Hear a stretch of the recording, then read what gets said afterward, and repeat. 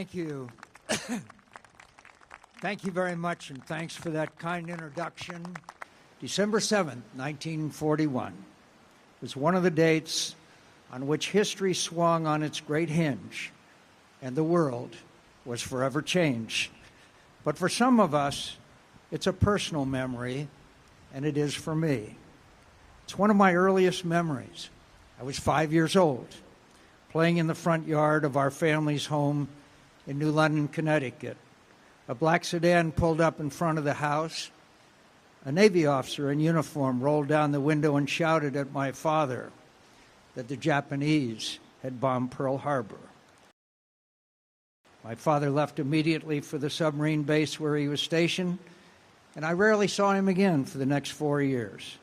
He commanded submarines in both theaters of the war, surviving depth charges and other terrifying underseas encounters with the enemy.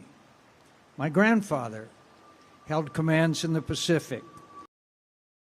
During the war, and whenever my father was at sea, the job of raising my sister, brother, and me fell to my mother alone. She gave us her strength, her love of life, and her deep interest in the world. I wouldn't be here today but for her character and example. And in about 2 months, we will celebrate her 105th birthday. Many American families were changed that day.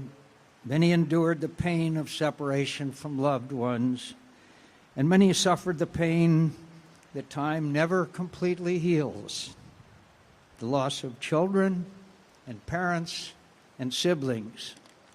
America, too, was changed forever.